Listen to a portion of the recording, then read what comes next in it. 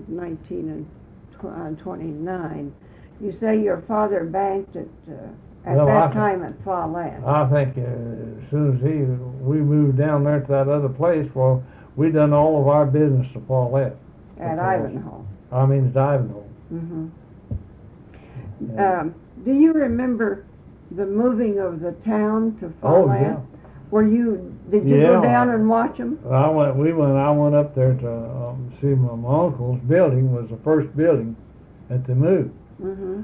And they kept telling him, he said, why, he's going to get a guy with a steam engine. And said he'd just hook onto that and put it on that and move it right on down there. Well, other guys didn't think he could do it. And he said, oh, he could. And he got this guy, and that guy said, yeah. I said, I think I can pull it. And they put it up on and moving that trucks, and they put it under that building. And of course, he'd taken a lot of his stuff out, and he had it hauled with some of his heavy stuff and stuff. And then his other stuff, well, he just took it and put it down on the floor, just piled it all up in there. Mm-hmm. And he just hooked onto it. I think he just took out and never did stop to get the fall until he got the Follett. And did they have the foundation already built in Follett for this Yeah, building? they had a foundation built down there. Is that I building? think it was a day or two before he didn't get into his store till about a week after he got it moved. I see. He got Before he could do any business. do much business. See, they had to build a foundation, measure the building, and build a foundation. Well, then they had to put blocks, you see, onto it, have a place where they could put blocks to set this down, get the house down onto it. Mm-hmm. And his was the first one to be moved. His is the first building that they moved to Follett. Is that building still standing? Well, I don't think. Where was it located? Right there where the store was. Well, what store is sitting on that ground now? Well, it's across on the east side of the street. See, it faced the west. Mm-hmm. Well, did you know where Travis's building was there? No. Is that the building that this beauty shop is in now? I don't know. I ain't been Follett, and I don't know where the building is. It's the last building in that block on the east side. It was the north building The north building. in that block on the east side. Mm-hmm. Well, I just wondered. And then did the rest of the movers use Yeah, this? this guy kept just moved them one right after the other until he got them down there. Mm-hmm.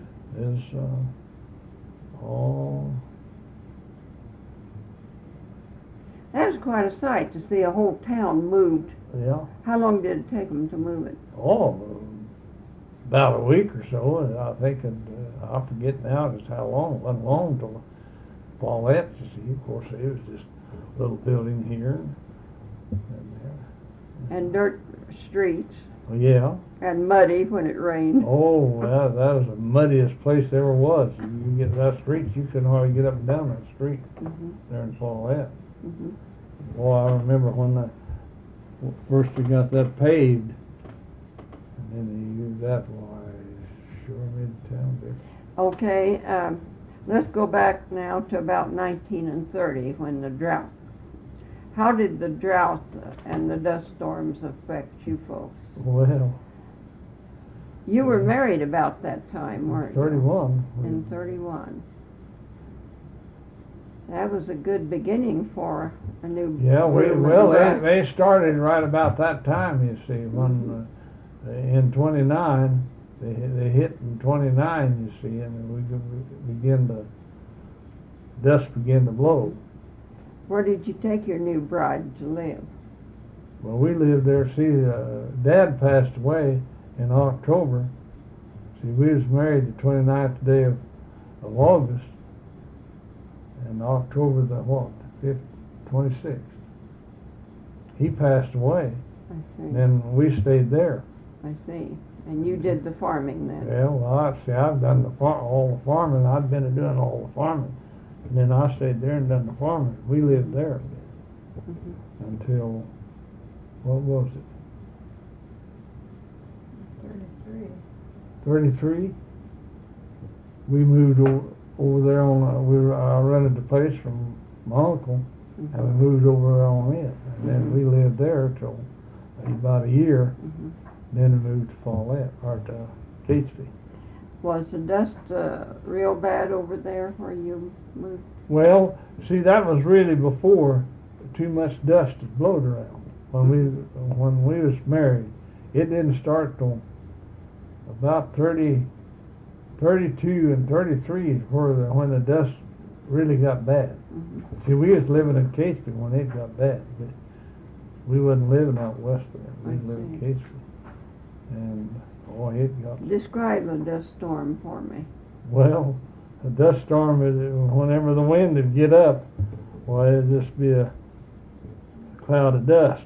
Blow down across there, and the stuff would wind would get out of the south and blow for a day or two, and then turn around and come from the north, and it'd blow for a day or two. You just blow it back and forth. It just take the pastures, farming land and all. Well, I had places that where it blowed that you could go down, I'd take a lister and you could see where the subsoil are. Now it just moved all that out into the ditches and draws and stuff till you could see where that subsoil was. Just took the topsoil. About a foot of that stuff, it just moved back and forth. The fence line, or if it didn't have a fence, if you didn't have a fence there, you was better off. It just floated on across. But it buried the fences. Oh, yeah. What about your machinery setting out? Well, of course, down there at Catesby, now they had a bunch of trees back, and it drifted up around them trees, you see. Well, it didn't drift down in around the house so much down in there. We lived there at Catesby during the bad dust storm. We was there that bad day, that Sunday. Tell me about Black Sunday. Where were you and what were you doing? Well, we went down to Catesby. He'd come over there, my brother. Lived there. Huh? We lived there. We went down to the store. That was going to organize a ball team.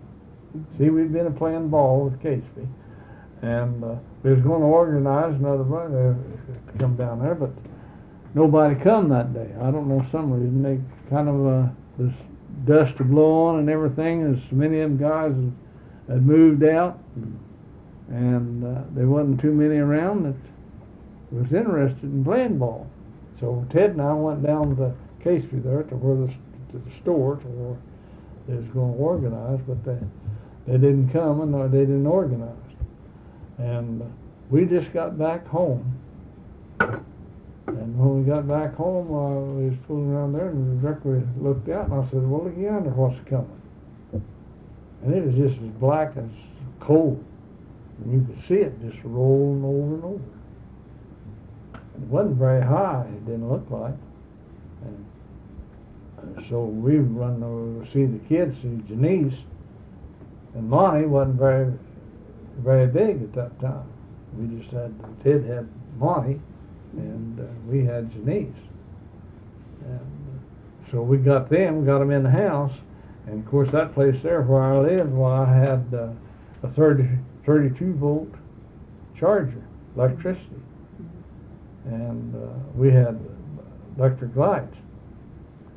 And we turned them lights on. And then just a little while after that hit turned so black, you couldn't hardly see them. It looked just like you'd strike a match, and just a dull. It wasn't long till the stuff come right in through the windows, just blowed it. Dust just settled in, you can just see. It wasn't long to the floor. You couldn't tell what the rug or anything you had on the floor, you couldn't tell what it even looked like. Beds, everything was just covered. And it was black Dust. black dust, just dust. You could just take like that and move that dust around. You go sweep it up and wouldn't even a little bit and it'd be back on the floor. And a lot of people would hang sheets or anything up over the windows. They'd hang them up over the windows, you know, get them a little wet, you know, hang them up over the windows and not catch that dust. And you in there, well, it wasn't be long till your nose would just get full of dirt. Eyes you couldn't hardly see. Well, they stayed there till about, I think 9 or 10 o'clock. Then they said they had to get home. See, they had some cows to milk. They was milking some cows. And they started out and they had some trouble. Their car quit them after they got up there a ways north there. The dirt blowed into his car. He had a pretty good car. And it kind of, I don't know, stopped the thing. And they finally, he got it out and he there. Well, Ted had the dust pneumonia. He's out in that dust and he got it. And he went to, after that, a few days after that, he went to Beaver and thought he had this, and he said he about had pneumonia. And they said, well, he had about had the dust pneumonia. And the doctor told him, says, the best thing you to do is get out of here. Says, get out of this dust. Or says, you ain't gonna last it. He told him. There were a lot of people sick from that dust. And so Ted, he just come back home and him and Ellen decided to, and he just started to put his stuff up. He had a friend, well, his mate, he went to school with college, you know, Jack Stewart, and him stayed together in college when he was out there at college. And Jack had been writing him for him to come out there, but quite a bit before that. So I don't know whether he called Jack or wrote Jack and stuff like that.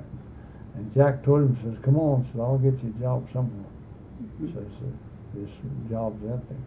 So he just built his sail as soon as he could and paid up his debts and paid up everything that he owed. And then he bought a car. Henry Stewart had a Chevrolet, and he went and bought it, a coupe. And he just loaded Nella and Monty and up in it, and what stuff they take, headed for California. Then how did you manage after the Black Sunday? We just stayed there. You just stayed there. Yeah. Did you help your wife clean the house after? Well, we just open the door and grab a broom and sweep it out the door and then wait till it blowed back in. Oh. Well, I've had several tell me that you couldn't clean it up. Why you couldn't? There was oil on everything. The table, you'd wipe the dust off and it would still be. Well, yeah, you take it and wipe it off. The only way you can get it off is take and wash it off. You'd have to take some water and wash it off. Then it's kind of oily or something. I don't know. I forget now. It stayed there. See, we moved down there in 33, and 34, 35. Well, 35, Helen's uncle. He'd been sick, and they'd come down there, and finally he kind of got staying. He kind of stayed there. With you folks? Stayed with us folks, and he didn't have any place to stay in, so he just kind of there. We told him we had plenty of room, and he just stayed there.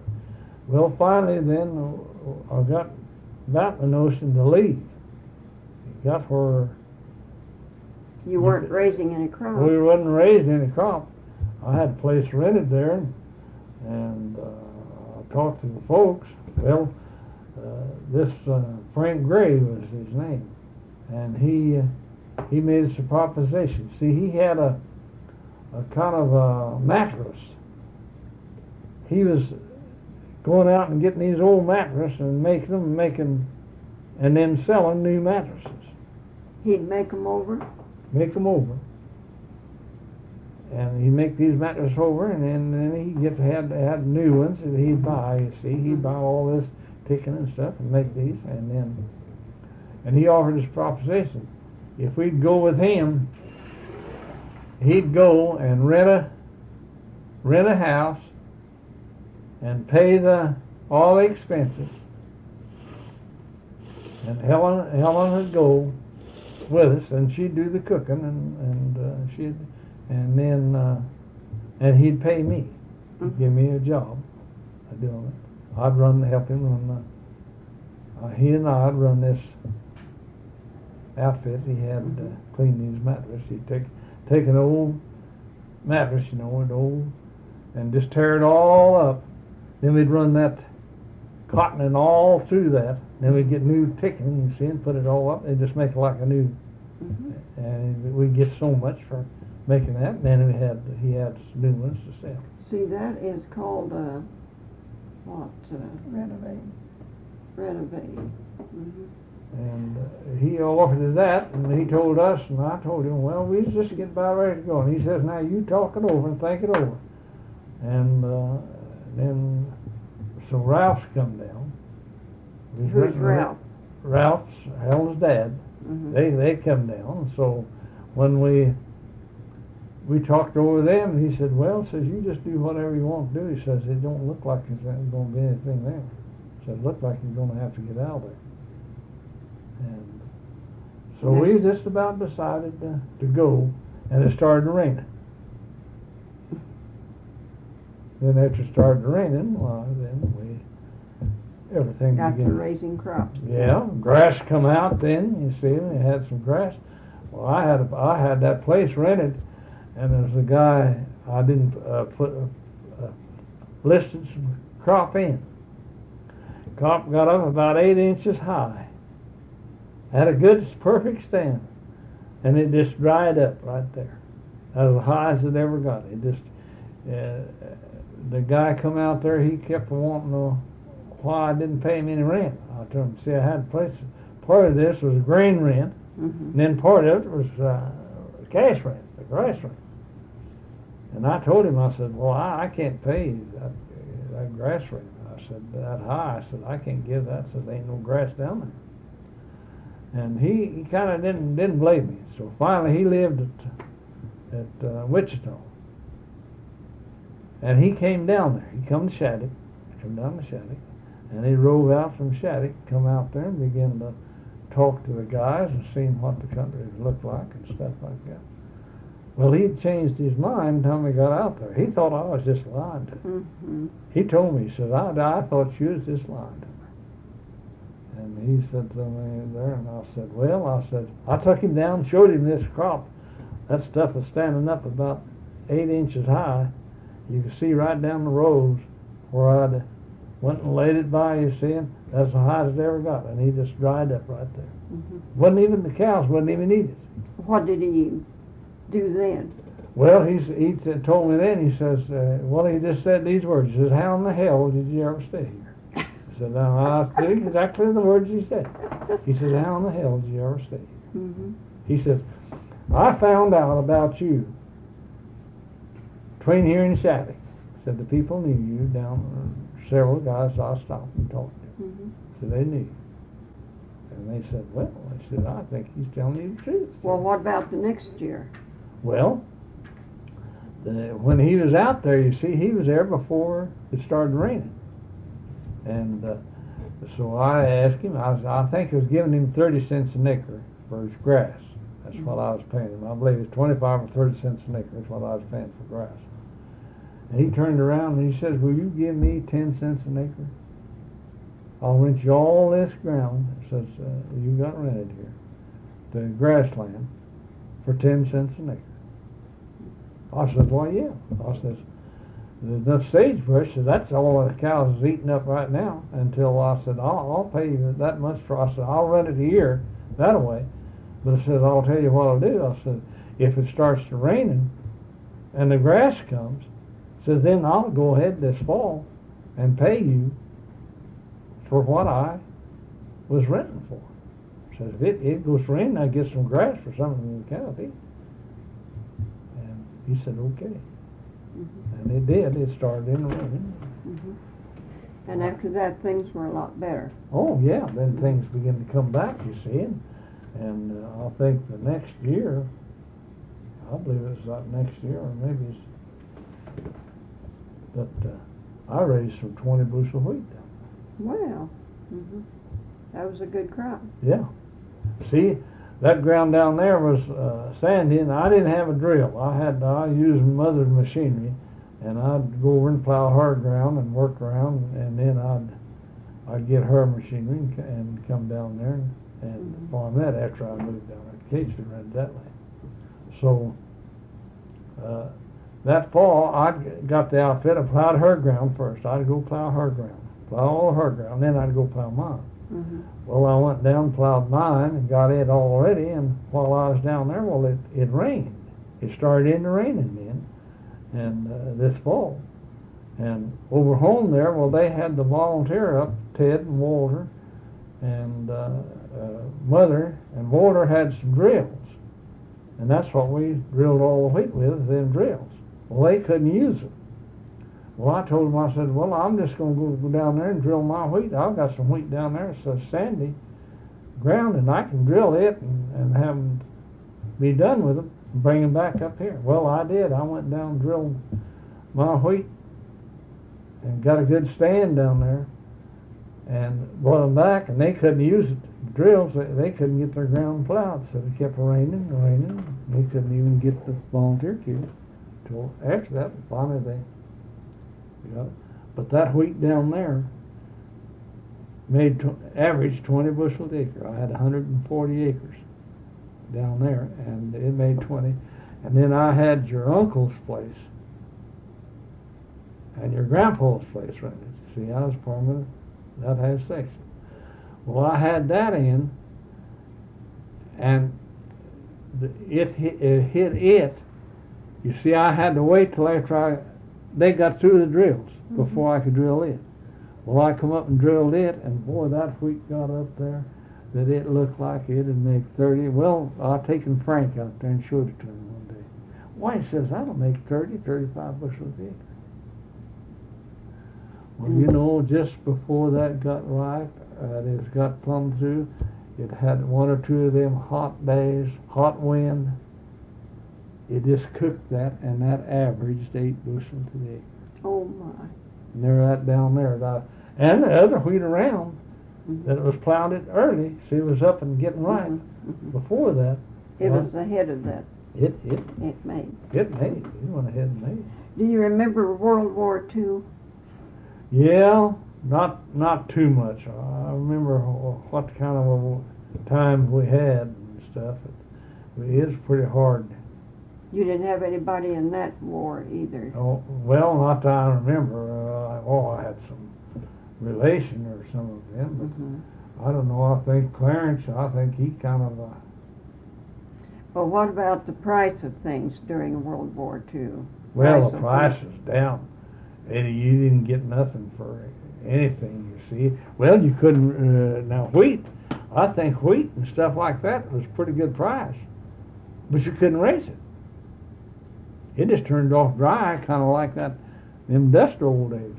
It just turned dry for a year or two. See, about ever so often, we could raise the crop. We get enough rain at the right time, and you can raise the crop. Then you get where you can. I've heard it said that there'd be 7 wet years and 7 dry years. Do you think that's... Well, that's a whole lot like it. It wasn't just that way. Sometimes you'd have maybe 2 years. Back in them, we'd have 2 years of pretty good crops. Then you'd have maybe 4 or 5. Didn't have much. I know in 52, I had a good wheat crop in 52, and the cattle. That's the year, you know, everything went all to pieces.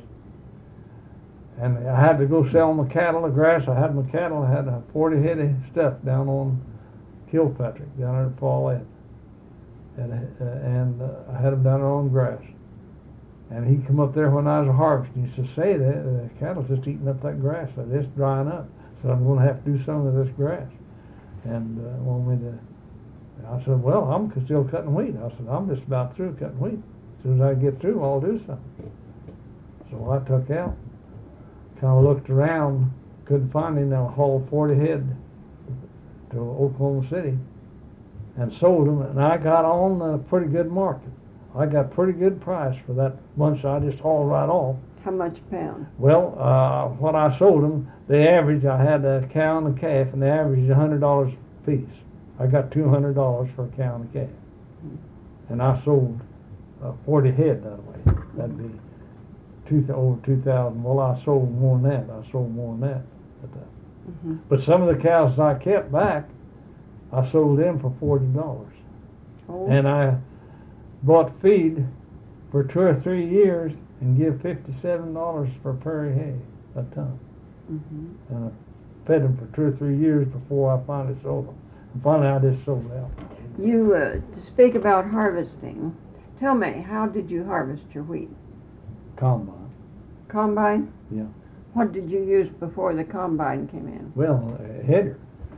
First crop of wheat, well, when I was back helping the folks there, well, Dad gave me 20, I think it's 20 acres or 26 acres. I forget now just how much into it. He just gave me a little patch and told me, he said, you can put that in and whatever it brings, why, you can have it. Mm-hmm. Well, I put that in, and the next year, well, I got 1,000 bushel of wheat. I got 1,000 bushel of wheat off of that. Now you speak about putting it in. First off, how would you prepare the ground? Well, I'd take a team, 5 head of horses or 5 head of mules, and a disc, just a straight disc. It's cut about 7 foot and a half, and a double disc, and that'd be about 3 foot and a half. You mean you'd lap it? Lap it, and that'd make about 3 foot and a half. I'd do about 3 foot and a half every time I'd make a round. Mm-hmm. And that's the way I went over. Now, I was telling Claude one time, we went down there and plowed that one place. Then after that, and we had 2 tractors, and we had two plows on each tractor, and we went down there and plowed that 150 acres. And I plowed it, and I forget now how many hours. Just what a few. What kind of plow? One ways. We had 2 one ways, or had 4 one ways. Mm-hmm. 2 on each tractor. Mm-hmm. Taking about when we'd go around the field, we'd taken a 40-foot strip. Mm-hmm. That was quite different from the 3.5 foot. Yeah. All right, let's go back to the 3.5 foot and let's finish that up. What would you do next? You'd let it lay a while, would you? Well, you just go over it. Usually, just as soon as you cut the wheat off, I'd go with this disc. Mm-hmm. Let it lay there till kind of the volunteer come up or something. And if you got back to it, well, you'd go ahead and work it again. If you didn't, same way. Yeah, same way. Or a lot of times, if we got in a hurry, we would just single disc it the next time because we'd had it cut up. If we wouldn't put the disc in the ground so deep and it wouldn't make a purr or something like that, you see. Well, we just single disc it.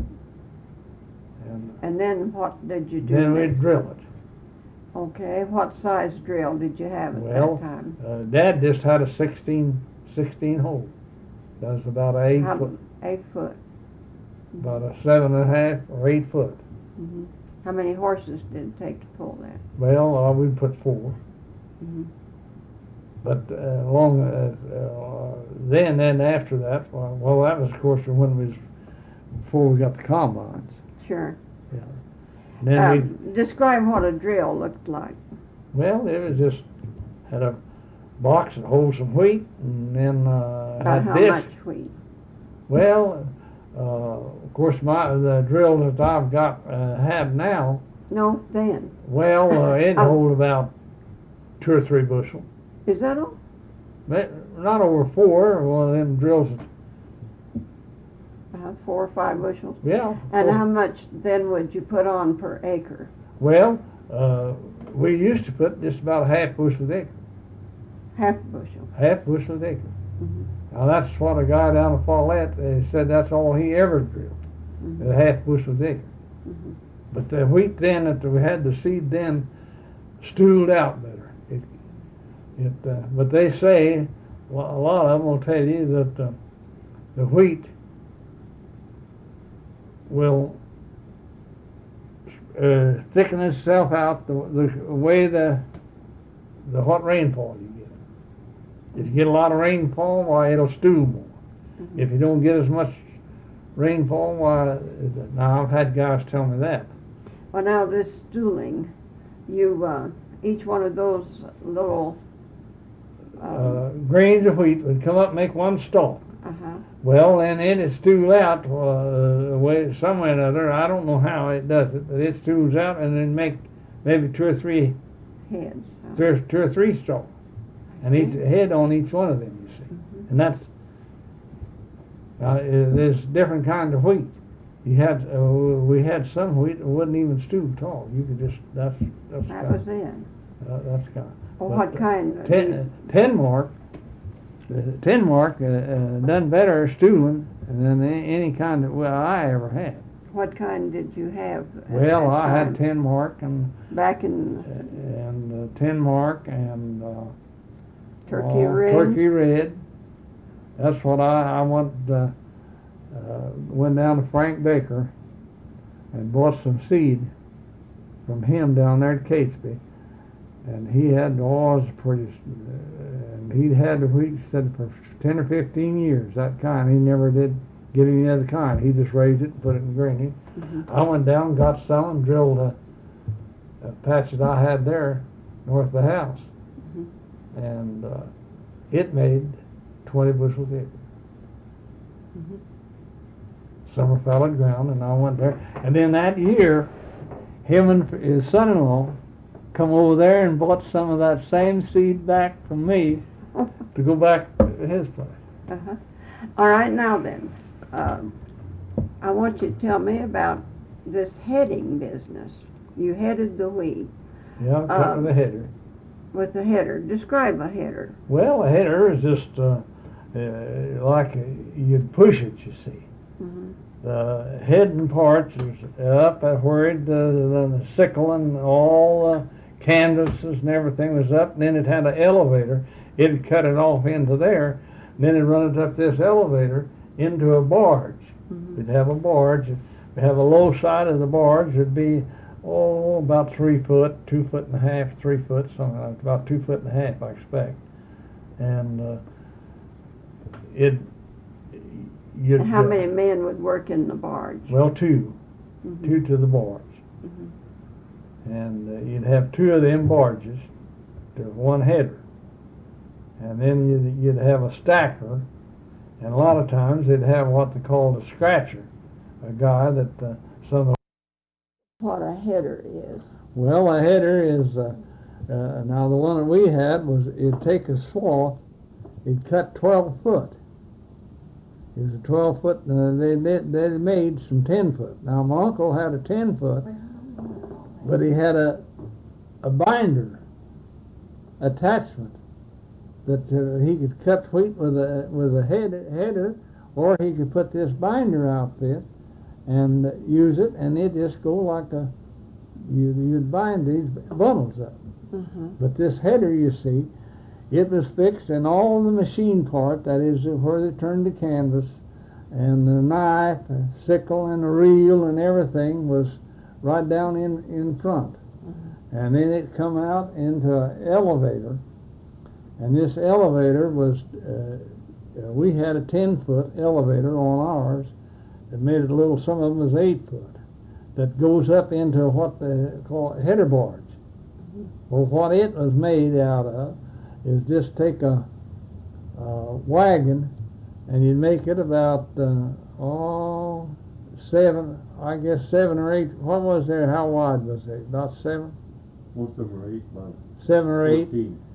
by Well, you'd have 12. to build this You'd have to build box special. this barge, what they called a barge. Mhm. The low side, they called it, Mhm. is where the elevator is set on there. Well, there's a 2x4 laid on there, and it'd roll back and forth down this. You'd drive your horses to where you'd load your barge. But now the other side would be right around 5 feet Mhm. high, and you take lath and just go around that. A lot of them, they made them different ways, but we had ours was lath, so it wouldn't be so heavy. Mhm. And we put 2 horses on it, and he'd drive right under this elevator had a rope onto it that you could pull this rope, you see. The header man, the rope come back to him. He'd come down, and he had a kind of like a war stretcher or a hoist that this run through and run up to that, and then you could pull this here and raise that elevator up a little bit, or you could put it back down. And you could raise it. It's on hinges, and it raised it up. Well, you put it just right to where it'd come up into the barge. All come out in there about 3 foot, 2.5, 3 foot out into the barge, and it'd throw this wheat right into there. And what did you have in this elevator that brought the wheat up? Canvas. Canvases. There's 2 canvases. And it was on rollers. Yeah, well, there's a bottom canvas would come in under there, and then there's rollers, you see. Then there's 4 canvas, you see. There's bottom ones, then there's the top one up there, or 3, I guess it's be 3 on the elevator. But you had now on the bottom of your header, you had a canvas was about 24 feet long, or a little longer than that, if you just stretch it straight out. But it had buckles onto it. You'd thread it in here and pull it down, then you'd buckle it up and tie it down, and it had slats onto it. And it was about, I'd say 30 inches or long, you see. This, then it'd be the width of your head. Now, you spoke of the header man. Where did he ride? Well, he had a one wheel behind on this, what they call the beam. Now, see, they had what they call a big bull wheel. Well, it had a big chain onto it, and this chain was on a sprocket there, and that's what had run all that machinery, that reel, and the canvases, and the sickle, and all that stuff. This big bull wheel would run that. Well, the horses are pushing that on the ground. Why, it'd make that run, you see, and that's what cut your wheat.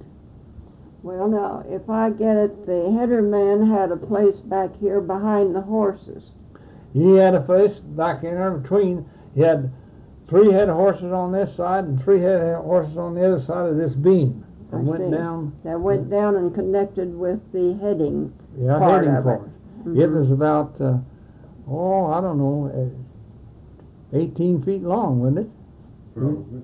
It'd be about 18 foot long from where the man stood on the header. Well, he just had one wheel, and he had a little old thing come up, and there's a board, and he just stood in a little kind of seat like a bicycle seat.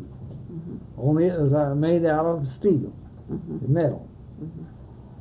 And he'd kind of sit on that, but he had this stick had come out between his leg, and whenever he wanted to turn, why he'd guide this header with that. That's what he'd guide it. See, he'd have this one wheel back here. If he wanted the header to go this way, well, he'd put it out If he wanted to turn right, he'd turn his wheel to the left, and that would turn the header part to the right. Yeah, see, when he'd get ready to turn around, turn the corner, he'd come down to the corner like that. Well, he had what I call a swinging team. Oh. See, the barge would be over here. Well, they usually keep out ahead of him, and this team, well, when he get down there, why, he just throw his leg over that thing and push it kind of around and start this team, and he just swing them out. Well, they just pull that header and turn right around, and they'd come right back. Well, you just throw the lines when you get down to that corner, while you'd holler at them, and they just go out to themselves and come back in. And they'd turn them. If they didn't they learned to do that. The horses did. And this team on the other, the 3 on the other side, well, they'd let up a little bit, you see. They wouldn't walk us when you get down here. Well, they just kind of stop and just back around with the outfit and get lined up. Well, then, see, that'd put your barge out here. Well, he just circle around. He wouldn't have to turn too short. He could just circle around. They could come down when you cut a square corner. You just come down, pull that team out, and just turn around and start right back the other way. Okay, we've got the wheat in the stack now. Yeah, well, What's see, next step? well, then see these barges, 2 men in the barge. Mhm. Well, while these men was, see, they, as soon as they come down there, well, the header'd stop. Well, they just drive on off to the stack. Well, as soon as they'd pull out, the other barge would come in, and then they'd go. Well, you see, you'd cut a field, just like you'd take the field here now. Well, how far would you go down here to, you wanted to go just about far as you make a round, Mhm. you make a load, Mhm. you see. Mhm. And you go down here around here, or you'd cut a field in, and they'd catch you halfway, you see. Yes. You go down to here and you'd stop. Well, this other barge come in and take it on down and come back over on the other side, and you'd, on this land of wheat, well, you'd cut through here. Mhm. So they'd have a place to come across Mhm. this field without tromping the wheat down. See, if you didn't have them horses, the machinery part out in front, the horses would tear all the wheat down. Mhm. That's the reason the header was fixed like it was. Mhm. So, Well, you had 2 men in the barges. Why did you need the extra man? well, one was the driver. And See, what he the stayed other right one there, do? and the other guy loaded stacked the wheat in the barge. And push the wheat back. Well, he just see he'd come here. You could drive. The guy that had the lines could load it pretty well himself if he wanted to. But see, you had 2 guys. It'd be too hard on him. He couldn't throw that wheat out of that barge in time. Well, you mean to throw it back against this high No, side? throw it when it's stacked. I know. When We're you- not to the stack yet. Well, I'm I trying to say, get- he just he got in there and tromped it in there to get a big load. He just stacked it in the barge. Oh, he stacked it in the he just barge stacked that it. way. He tromped around, threw it a little over here, walked around through it. Well, wouldn't he shatter it out? Well, some. Mhm. Yeah, we lost a And horse. then- We lost a horse that way. We'd come in for dinner and fed the horses, and he got loose from where they was eating and went over, and we'd taken the wheat, ever so often, we'd take a scoop, push that wheat over, and then kind of fan it up and throw it out, for the chickens or something like that. And he got some of that dry wheat, and he died the next day. Mm. So you take whole wheat. You don't want to feed it. Now Bryce does. Well, we'd kill a horse next day. To feed him whole wheat. Whole wheat without soaking. Mhm. Bryce, he fed. I went out there and he was feeding his saddle horse or feeding the horse there whole wheat. Just taking the whole wheat, put it down there in the can, put it in the trough. Well, boy, we had a horse just to go there, and we'd been feeding him grain, you see, and we'd grind her. We'd take wheat and grind it. If you grind it, it's all right. Mhm. Or soak it. Mhm.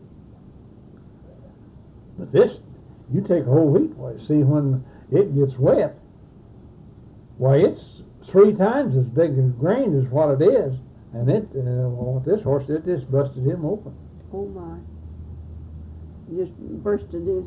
Inside. Stomach. He just got in there and it got in there. Okay. let's talk about the next step now. After you get it in the stack. Well, What's we get the it in the next stack. step? Then you put it in the stack and all. I don't know. They'd make different size stacks. Some stacks would be real long. Sometimes they'd get for. They'd usually build a stack for a thrash machine that'd pull in, and then they had a feeder onto it, and where it'd be when you're at the end of the stack. They'd make them from 15 to 18 feet wide, long. Yeah. About 15, 18 feet long, and then about 7 or 8, maybe 10 feet wide. And then that would be between the The two stack, you see, you build one here, and then when you got it stacked and topped out, you see, you top it out to where it'll shed the water, So you could top a stack out You'd where make it it shed water. You know, put a- rounding, just a little rounding bit over rounding the top. on the top. Then you'd go over to the other side, and you'd always put nearly two stacks together. If you had enough wheat, you'd put two stacks. Then you moved, or a lot of times you put maybe four, but there'd be a place where you could drive in between The stacks. two stacks, you see. And then how many men did it take to thresh your wheat? Well, a thrash machine could, depend on what size thrash machine. If you had a big cylinder, see, a lot of times you take a 28-inch cylinder or a 32-inch, while you would take about eight pitchers. You'd have about four guys on the stack, just about what could get on the stack. And you would pitch this wheat Into the thrash machine.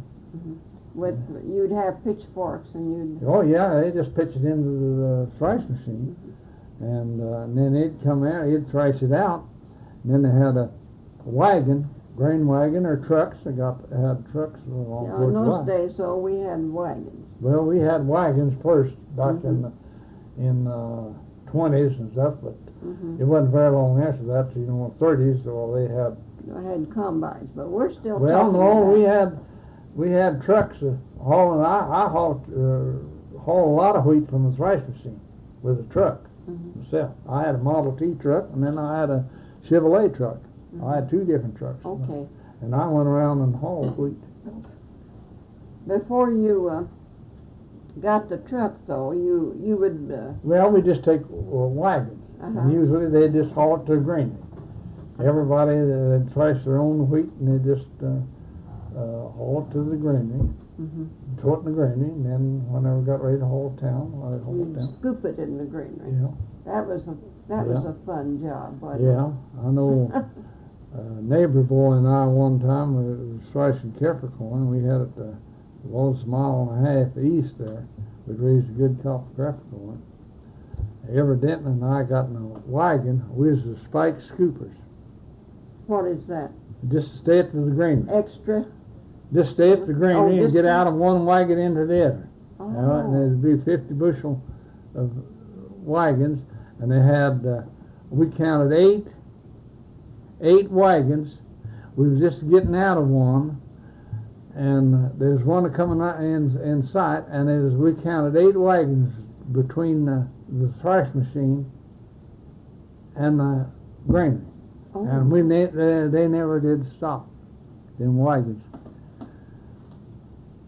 Mr. And- Clayton, Willis's dad, was hauling with one. He had a team, and he was hauling. He could drive the wagon. Well, he'd drive down, and he'd drive in. When he'd drive in, well, when we just unhook his team, and we pulled another wagon out and hook it onto it, you see, and we'd crawl in this wagon and we'd scoop it out, and when the next one there, when it drove up, we just Changed. we took on him that one afternoon. We about 800 bushel of wheat on him, scooped that out of ourselves in Well. the granny. You worked in those days. He was like I was. He could scoop either way, right-handed or left-handed, and he knew how to scoop too. Well, I guess there's an easy way. There's skill about every job. Well, yeah, he was just about. We was just about the same age. He was just a little bit older than I was. And one would put a scoop full of grain in the granary, and while the other one was filling his scoop. He got the front end, and I got the back end of the wagon. Oh. He get the front end, or one at the front end, or one either way. See, we'd change off. We scoop one right-handed, and then we scoop one left-handed. Next time we'd change. He'd get the front end, and then we scoop that 50 some bushel of Capricorn. That's what it was. 50 some bushel of Capricorn. We'd scoop it out. Then the next one we crawl in, we just change ends. We'd scoop on one right-handed, one left. Didn't make us any difference which way. Do you remember the first car you ever saw? Well, let's see. I can't. No. Well, I did too. I can't kind of remember it, but not too much. I've kind of forgot now just exactly where it was at. But the first car that I ever had anything to do with, well, I drove it. And what was it? Model T. Model T. Walter had traded for, he got an old car and traded for it. He drove it in there. So I'd been messing around with him. And I had to go over to the school end. That was a mile and a half. I had a windmill turned on over there, and I'd have to go over and turn it on and turn it off. Now I'd have to walk or ride a horse over there. So he was sitting there in the shed one day, and I thought, well, dadgum, I ain't gonna walk. That car's in there, I'll just drive it. So I went up there and instead of pushing it out of the shed and started, I just crawled in it. The first car I ever drove in my life. I just crawled in, cranked it up, crawled into it, pulled it out of gear. You had to pull that emergency lever back, pulled it back, got around, cranked it, got it started, got into it, backed it out, turned it around, drove over it. What did Walter say? He didn't like it when he found it out, but he didn't know it for 2 or 3 days. Oh, it didn't. I used to ride his motorcycle out of there. Oh. But he didn't have much to say about it because every time he had to work on that motorcycle, I had to help him. Mm-hmm. I got where I knew about just about as much about motorcycles as he did. Mm-hmm. Because he learned me. I helped him work over so many of them. But I knew that I could start a motorcycle just about as he did. And I done the motorcycle same way. I wasn't, but all I expect I was, let's see, that was, I was about 8 years old when we moved down there. Let's see, I was born in 1903, and we moved down there in 1911. And then I think this was the next year, or the next after, I was about 10 or about 11 or 12 years old, that he got a Harley Davidson motorcycle, pretty good motorcycle. And of course then, there wasn't no roads, just trail. Mm-hmm. By the time there's a high center, and just 2 big old ditches down there like listed ridges or something like that, you see. You had to get it up on the... Where the wagons had gone. Yeah, where the wagons and stuff had made these tracks. Mm-hmm. Well, motorcycle wasn't very easy to ride down in there. Well, you didn't dare ride down in there, did you? Well, you had to ride up in that center. That center was always higher, and you get up on it and ride in it. But from our place, a mile, well, it'd be a mile and a half west, up there to where Willis's, Miss Moyer lived. Right out south of her house, there wasn't no fence, and a good flat place. And I'd get that motorcycle started down here and get onto it, and I'd ride it over there and turn it around that place, then ride it back home. And I had Hazel and Ted was just younger. Ted was younger and Hazel was older. And I'd get them out there. We'd get this motorcycle, and I'd run along the side of it and get it started rolling. Well, as soon as it started to take off, well, I'd jump onto it, and then I'd take. I was going to ask you how you got them started in that day, but you've told me.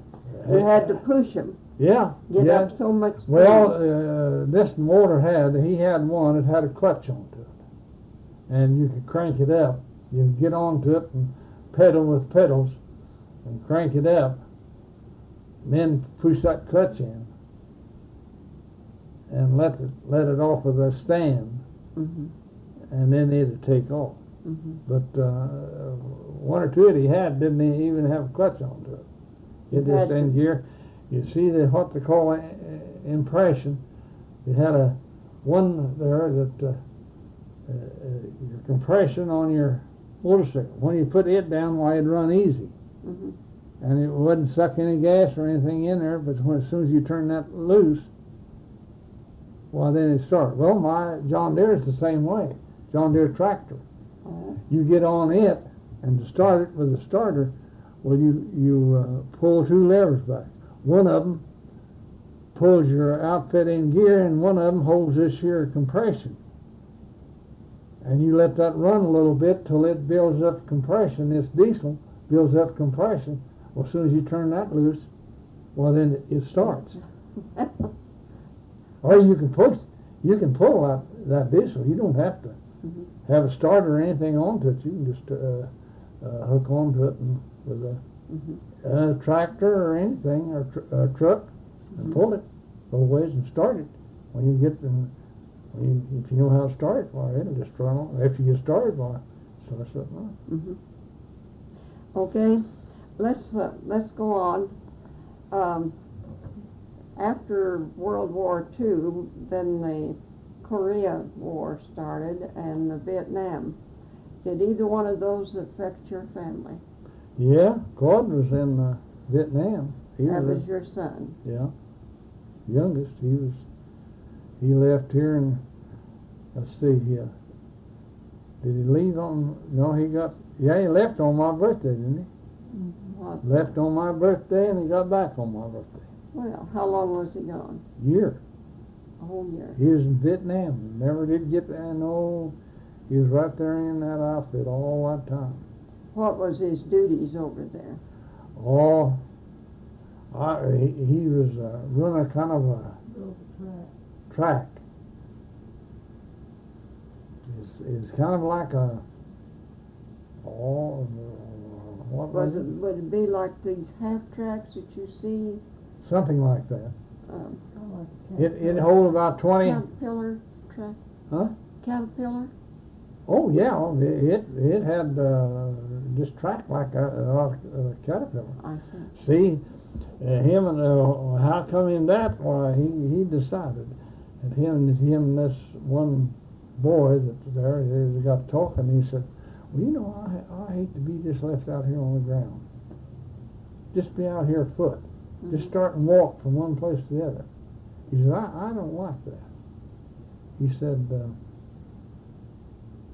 he got to looking, he seen them tracks, he said, and he says, I wouldn't mind running one of them. And so when they got there, these officers got them all pinned in a bunch there, and they said, how many of you guys know how to drive a track? Well, Clutch said he never seen one, just only at a distance, but he'd run a combine and tractors and everything like that, messed with that, and cars and stuff like that. And he looked at this kid, and this kid just shook his head, and so they just stuck their hand up. And he said, well, says, you go with this guy here, he'll take you down there to them tracks, and says, you bring them tracks back here. Well, said they got one down there. Once he got up there and stepped up onto it and got up on the top to see you go down into it. Well, said when he went down into it, said he looked down in there, said he had ever said he seen the starter or seen the switch and all that stuff. Well, he began to look at that and throttle. Said he seen two things there on the side just kind of come up and roars.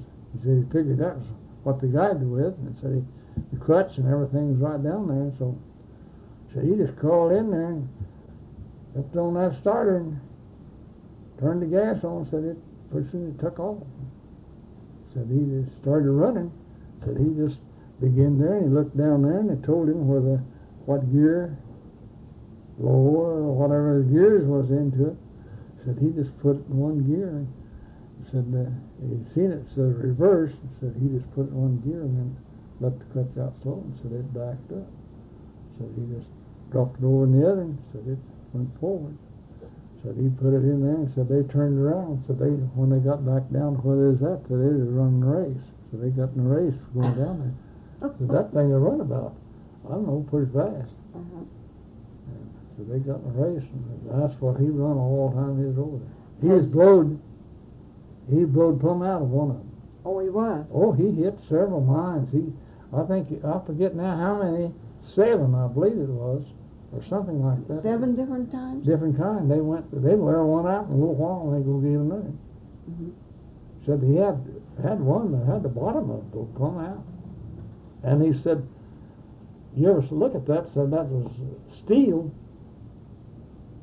When you're 3/4 of an inch thick. And this, what kind of a shell hit him? Oh, well, no, it just hit a mine. Oh, he'd hit a mine. He'd drive over a mine, and then this explosion would do that. Well, he told one time, he told us that he seen one of them big shells coming at him, and he was driving this thing, and they were shooting at him to shoot. Mhm. But he said that there was a hill between him and where the shell was coming. So it's coming right straight towards him, right towards him. But it was quite a ways down there. And it says it hit the ground, hit that rise before it come over. It hit it before it got to them. Said it blowed a hole in there. Said they could drove that thing down, they just fall off in there. Hmm. And you say he was blowing out of the... He said he was blowed plumb out of that thing, said about 20 foot in the air. Said when he hit the ground, says you know what I was doing. Says I was running just as hard as I could run. Said I thought the other thing blew up. Now, that's what he told us. But he didn't get a scratch. He never got a scratch. He said anything like that happened. He's hit several of them and blowed. I don't know whether, I don't think any of his boys got killed in How many would he have with him? 19 or 20, I think. Oh. Huh? I don't know. Oh, I think so. It's 19 or 20. And into this, Inside of this... they get inside, and it was, it must be 12 or 15 feet long, where they'd go up here and go down in there and be down in there, and the guys could be all there. They can.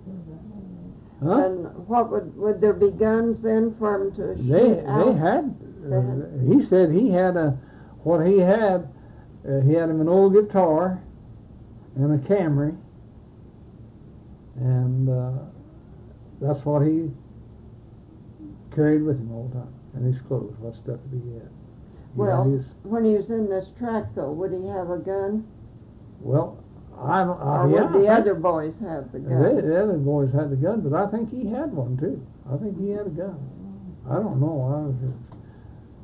But you know, I've seen some pictures. He sent some pictures home that we didn't like to look at. You'd see a road. Yes, You'd, that's what we want. you'd see a road down here, just a paved road, and you look to the side, and they just lie dead soldiers, just laying as far as you can look. But said they wasn't Americans, they was They were Vietnamese. Vietnamese. Mm-hmm. And he told one the whole time I heard him tell him, said he seen one guy, his officer, said a guy started running and they told him to stop, and said he just shot his head off. The enemy? Shot Yeah. the enemy? Yeah, they said his shot, and he said he just shot that guy's head off. So there, he run for a few steps. Well, that's war. War isn't pleasant, is it? No. But he never would talk, and I never asked him anything about it. I seen them pictures. He showed them pictures. I don't know what he ever done with them pictures, whether he still got them or not. What he done with them, what they done with them. Okay, we're about out of tape, and I think you've given me a lot of early day history. I'm real proud of this tape. Give me your wife's name. Helen Bell Roach. No, Helen Lillian Roach. That's what we tease her on. Oh, that Bell is a teasing Well, name. that Bell, I never heard of that before. Oh, you didn't? Well, her maiden name was Rose. Rose. Yeah. You got a Rose, Yeah. did you? Okay, and your children's name? Well, Janice Levon is the oldest, is Thomas now, Thomas' son. Thomas' son, and she's got 3 kids, Mm-hmm. Carolee, Jeanette, and Greg, Mm-hmm. and they live in Yakima, Washington. Okay, and the next one? Jimmy Roach, and he's at Perryton, Mm-hmm. and he married Vesta Howard, and they've got one daughter, Sunday, and Okay. she's married. And now, Claude? Claude, he's got three kids. He He's married? He married Kathleen Williamson, and they live at Woodward, and they've got three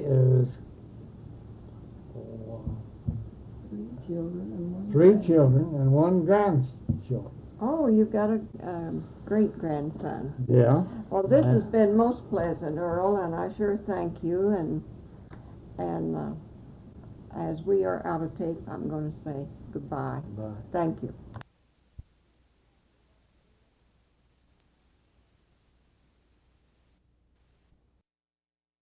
Of 19 and 29.